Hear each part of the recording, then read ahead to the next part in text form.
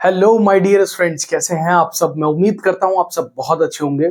आइए स्टार्ट करते हैं अपना एक और नया लेक्चर, जिसमें आज हम पढ़ने वाले हैं strength of transverse fillet weld joint. तो हमें स्ट्रेंथ को पता करना है। सबसे पहला क्वेश्चन आता है कि सर स्ट्रेंथ क्यों निकालनी है, हमें क्यों स्ट्रेंथ का पता करना है। हमें इसलिए स्ट्रेंथ का पता करना होता है ताकि जो हमारा वेल्ड जॉइंट है वो टूटे नहीं। तो सबसे पहले हमें क्या पता करना है, स्ट्रेंथ का पता करना है कि उसकी स्ट्रेंथ क्या हो, अच्छी हो, बेहतर से बेहतर स्ट्रेंथ हो, और हमारा जो पार्ट है जो हमने ज्वाइन किया है वेल्डिंग की मदद से वो कभी ना टूटे। अब आप बोर्ड पर देख रहे होंगे मैंने दो डायग्राम्स बनाए गए हैं। अब ये दोनों डायग्राम सेम ही है, ये इसका साइड व्यू है और ये टॉप व्यू है, ठीक है। अब यहां पर आप देख रहे हैं कि मैंने दो प्लेट्स ली हैं, दो प्लेट्स ली हैं। ये है प्लेट नंबर 1 और ये है प्लेट नंबर 2। दो प्लेट्स हैं यहां पर, ठीक है। और इन दोनों प्लेट्स को मैंने वेल्डिंग की मदद से जोड़ा है, और जब वेल्डिंग की मदद से मैंने जोड़ा और साइड से मैं इन्हें देखूंगा तो ये कुछ इस प्रकार से नजर आएगी, ठीक है। उसी को अगर मैं इन दोनों प्लेट्स को ऊपर से देख रहा हूं तो ये कुछ इस प्रकार से नजर आ रही है, क्योंकि वेल्डिंग यहां से लेकर के यहां तक की गई है। वेल्डिंग का कोई भी पार्ट छोड़ा नहीं गया है। अगर सपोज वेल्डिंग को सिर्फ यहां तक किया जाता और ये पार्ट छोड़ दिया जाता तो क्या फर्क पड़ता, बिल्कुल फर्क पड़ता। इसकी स्ट्रेंथ कम हो जाती, और स्ट्रेंथ कम होने से ये इसके टूटने के चांसेस बढ़ जाते। अब जो हमारी प्लेट है उसकी जो थिकनेस है उसको हमने डिनोट किया है एस से, एस से। तो आप लिखते भी चलेंगे साथ साथ,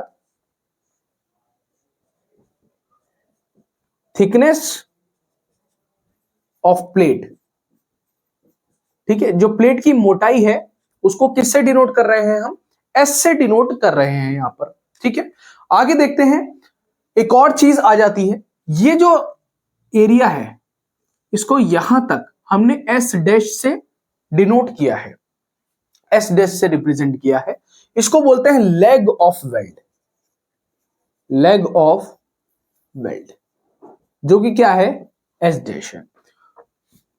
और एस बराबर है एस डैश के। क्यों, इसका क्या मतलब है, इसका मतलब है जब भी हम कोई परफेक्ट वेल्ड या फिर प्रॉपर वेल्ड करते हैं तो ये एरिया बराबर होता है इस एरिया।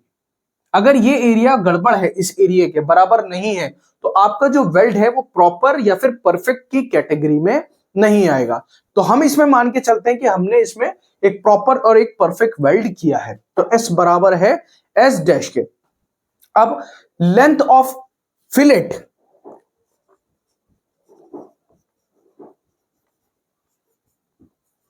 लेंथ ऑफ फिलेट है को हम डिनोट कर रहे हैं एल से। लेंथ ऑफ फिलेट क्या है, ये वाली लेंथ।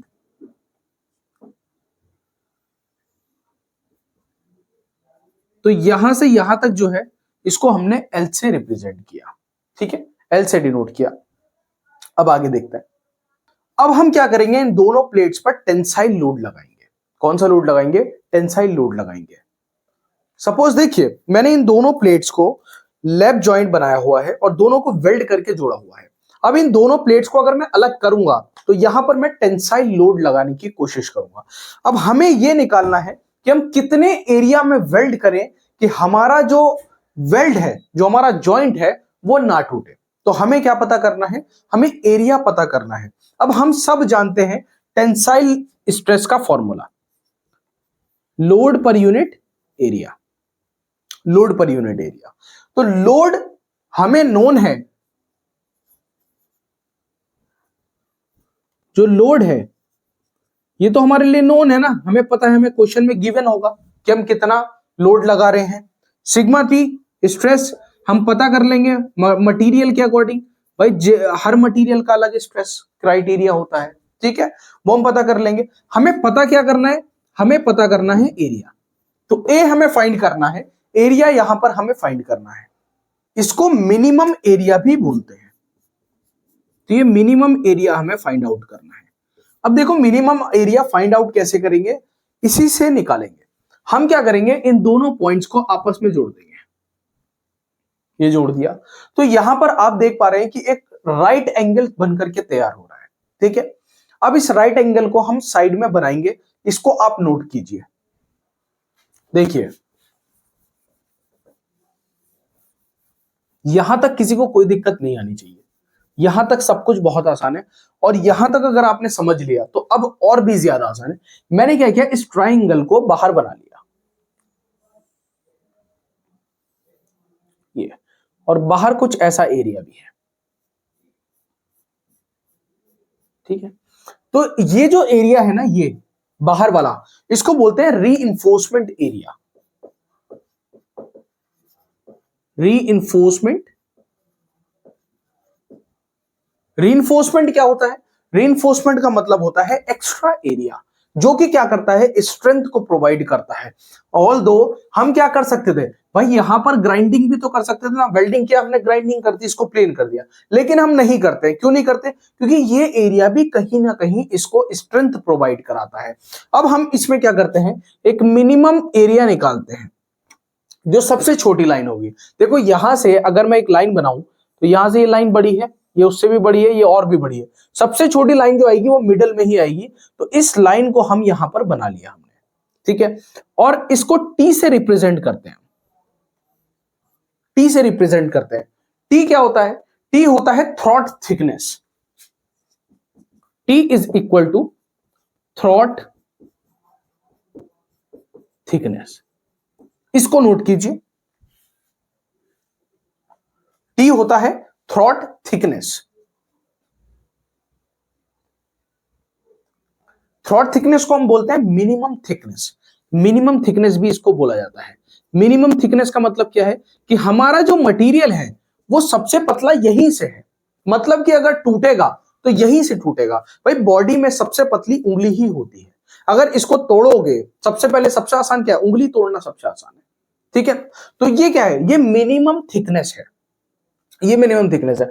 अब यहां पर मैं क्या करता हूं, इतना एरिया ले लेता हूं, ठीक है। ये कितना है, एस, ये कितना है, टी, ये एंगल कितना आएगा, ये एंगल आएगा 45 डिग्री, ठीक है। कितना आएगा, 45 डिग्री आएगा। अब इस ट्राइंगल को अगर मैं सीधा करूं तो किस तरह से बनेगा, देखो। सपोज ये इस तरह का आपका ट्राइंगल है, इस तरह से अगर मैं इसको सीधा करूं तो इस तरीके से बन जाएगा ना, कोई दिक्कत, यहां तक कोई दिक्कत नहीं आनी चाहिए। अब यहां से मैं इसको सॉल्व करूंगा साइन थीटा की मदद से, अदरवाइज आप इसको कॉस थीटा से भी सॉल्व कर सकते हैं, कोई दिक्कत नहीं आएगी। कॉस थीटा से भी अगर आप सॉल्व करेंगे तो, कुछ लोग साइन थीटा से सॉल्व करते हैं, कुछ लोग कॉस थीटा से सॉल्व करते हैं।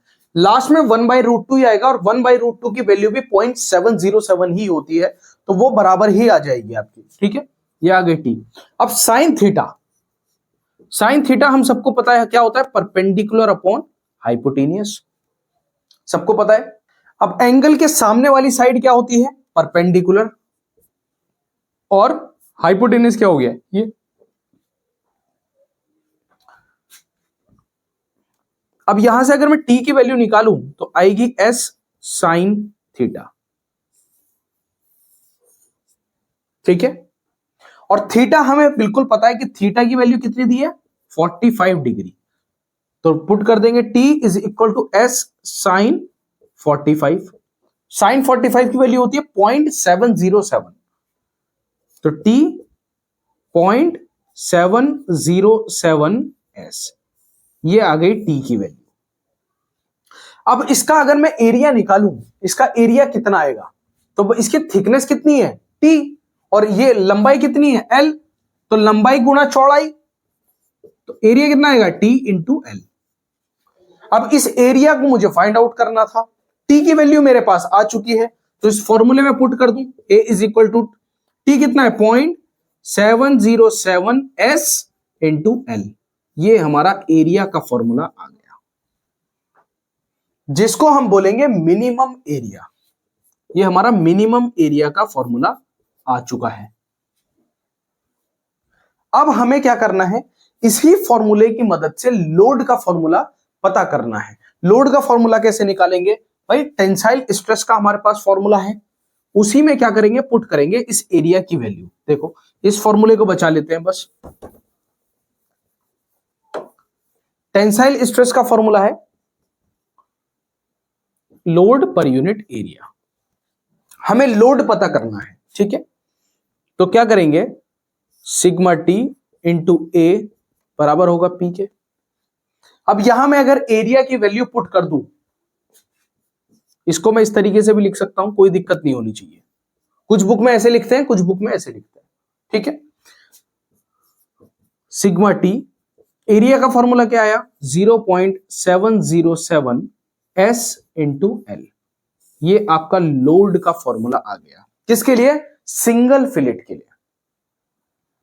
भाई ट्रांसवर्स फिलेट में सिंगल फिलेट के लिए, ठीक है, ट्रांसवर्स फिलेट सबको पता है कौन सा फिलेट है, जो कि अभी एक साइड है, ठीक है, जिसमें line of action of the load and the line of action of the fillet कैसी, वेल्ड कैसी है, परपेंडिकुलर है। तो जो लोड लग रहा है वो कैसे लग रहा है, इस डायरेक्शन में लग रहा है, लेकिन वेल्ड किस डायरेक्शन में हो रहा है, इस डायरेक्शन में वेल्ड हो रहा है, ठीक है। देखिए अब क्वेश्चन ये आता है कि सर ठीक है, सिंगल फिलेट के लिए तो हमने कर लिया, लेकिन क्वेश्चन तो डबल फिलेट के लिए भी पूछ लेता है ना, फिर क्या करें, तो डबल फिलेट के लिए थोड़े से चेंज हो जाते हैं। देखो जो डायग्राम बनेगा वो इस प्रकार बनेगा, भाई एक फिलेट ऊपर होगा तो एक फिलेट नीचे भी होगा, अब तो वेल्ड डबल हो जाएगा। जैसे वेल्डिंग ऊपर की गई है वैसी वेल्डिंग नीचे की गई होगी इसमें भी, तो डायग्राम चेंज हो जाएगा। लेकिन क्या फर्क आएगा लास्ट में, सिर्फ क्या बदला, सिर्फ एरिया बदला। तो एरिया क्या हो गया, डबल हो गया। तो इसी फॉर्मूले में क्या करेंगे आप, sigma T into 0.707 into S into L की मल्टीप्लाई 2 से कर देंगे बस। अगर 2 से अपने मल्टीप्लाई कर दी तो ये फॉर्मूला आ जाएगा डबल फिलेट के लिए, और ये फॉर्मूला रहेगा सिंगल फिलेट के लिए। आपको क्लियर हो गया होगा। ये बहुत ही आसान डेरिवेशन था और बच्चों के सर के ऊपर से जाता है, बहुत ही आसान है। नेक्स्ट लेक्चर में हम लोग बट ज्वाइंट के बारे में डिटेल में पढ़ेंगे। अभी तक आपने चैनल को सब्सक्राइब नहीं किया है तो प्लीज चैनल को सब्सक्राइब करें, लाइक करें, शेयर करें, कमेंट्स करें, और टेलीग्राम को ज्वाइन करना ना भूलें, नोटिफिकेशन वहां पर आपको मिलती रहती है। इंस्टाग्राम पर भी आप हमें फॉलो कर सकते हैं। तो बच्चों मिलते हैं अपने नेक्स्ट लेक्चर में, तब तक के लिए सी यू, बाय बाय।